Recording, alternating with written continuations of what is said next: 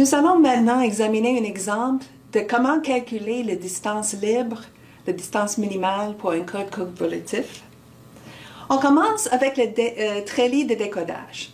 Donc, nous allons utiliser les décodeurs que nous avons vus à plusieurs reprises. Donc, pour le décodeur, on remplit le treillis avec la distance entre le signal reçu et différentes transitions dans le décodeur, le treillis de décodage. Donc, nous avons comparé la distance d'une séquence qui est toute zéro, qui est reçue, et chacune des transitions. Donc, ici, par exemple, cette transition sera 0. Avec le mode de code pour les transitions A à B, la distance entre 0, 0 reçu sera une distance de 2. Après le temps 1, nous avons deux possibilités pour le temps original et il y a pour chacun deux transitions. Pour chacune des deux transitions, nous calculons encore le métrique de branche entre le mode de code pour les transitions et, dans le cas ici, une séquence de 0. Donc, il y a 1 et 1 pour ces distances-là. Après le temps T3, la distance, nous avons 8 transitions à examiner et chacune des transitions, nous calculons comme d'habitude la distance entre les séquences des zéros et le mode de code pour chacune des transitions. Après le temps 4, on est en régime permanent et si on reçoit toujours des zéros, les métriques de branche sont toujours les mêmes. Donc, voici au départ notre point de départ pour calculer les distances libres. Donc, c'est ce que nous allons faire. Nous allons voir la distance entre une séquence qui commence à 0 et qui termine à 0, l'état 0, 0, l'état A, je veux dire. Et la vérité, c'est tout droit. Et nous allons examiner tout autre chemin qui commence à l'état A et qui termine à l'état A. Et nous allons calculer les différences pour ces différents chemins. Bien sûr, la distance pour le chemin ici, qui est toujours sur l'état A, va toujours être 0. Donc, nous cherchons finalement les distances pour différents chemins qui commencent à A et qui terminent par A. Donc, nous allons voir, par exemple, le plus tôt que nous pouvons arriver à A, c'est le temps T4. C'est la première fois qu'il y a un chemin qui remonte à A. Donc, nous allons examiner en commençant ici à A. Quel chemin nous amène ici? C'est quoi la longueur? Quel chemin? Ça peut qu'il y a plus qu'un qui amène à ce point-là et à ce point-là. Bien sûr, il faut continuer pour tout le temps, examiner tous les chemins, mais après le temps T6, ça va être évident que tous les chemins vont juste être plus longs, et on cherche la distance minimale. Donc, nous allons le chercher pour toutes les transitions qui existent juste sur cette période de temps. Donc, on commence avec le premier chemin, donc qui est à T4, retourne à A, et on peut procéder en arrière. Elle aurait dû venir d'ici, donc par ce chemin-là. Donc, nous avons 3 transitions avant d'arriver. Donc, on parle de temps 1, on finit à temps 4. Il y a 3 métriques de branche.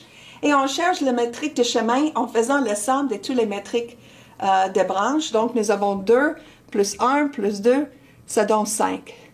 Donc, une des possibilités pour les distances minimales est 5. En passant, je note que la séquence transmise, dans le cas ici, sera une 1, suivie par une... ça c'est la transition 1, 0, 0, donc 1, 0, 0. Donc c'est pointillé, 1, solide, 0, solide, 0. Donc ça sera le message qui était envoyé, juste en passant. Supposons que je commence à le point de départ ici, j'ai passé de l'état A vers l'état B. Imagine, la dernière fois, je suis allée à C. Imagine que maintenant, je descends à D. Et maintenant, je veux remonter à l'état A. Donc, je monte à l'état C. Et de C, je peux remonter à l'état A. Donc, c'est un autre chemin qui commence à A et qui termine à A. Donc, nous allons voir ici longueur 2, 1, 1 et 2. Donc, le somme, la distance de chemin pour ce chemin est 6. Donc, le dernier était 5. Celui-là est 6. Donc, c'est clair que 5 est plus petit que 6. Donc, à date, c'est le 5 qui est le minimum. Mais nous allons chercher d'autres chemins pour voir si on trouve un qui est plus court. Supposons que je descendais de A à B, de B à D, mais au lieu de monter à C, je continue je reste sur D et je remonte. Mais c'est clair que c'est presque le dernier chemin, sauf qu'au lieu de monter, j'ai ajouté 1 et j'ai monté. Donc, la distance ici est 7 parce que j'ai ajouté 1 à ce qui était le chemin précédent. Donc, cette idée de rester sur D, ça va toujours donner une distance plus grande, donc ce n'est pas la manière que je dois chercher un autre chemin qui est potentiellement plus petit. Donc, qu'est-ce que je fais au lieu de descendre à D? Je commence à A, je vais à B, de B à C. Avant, je suis montée directement à A avec une distance 2. Oui, je remarque ici, c'est une distance de 0. Donc, peut-être ça va m'aider. Donc, j'essaie de C à B. OK, de B, il faut que je monte à A, mais il n'y a pas de transition là. Donc, je descends encore à C et je monte à A. Et la distance ici, c'est 2 plus 1 plus 0 plus 1 plus 2, c'est donc 6. Donc, j'ai examiné toutes les possibilités qui sont sur la page ici. Après, c'est clair que ça va être plus long. Donc, on avait un à 5, un à 6, un autre à 7 et un autre à 6. Donc, le plus petit est effectivement le premier chemin qu'on a examiné, et ça donne la distance minimale qui est égale à 5. Donc, pour ce code en particulier, pour cette treillis de décodage, nous avons trouvé pour ce code la distance libre.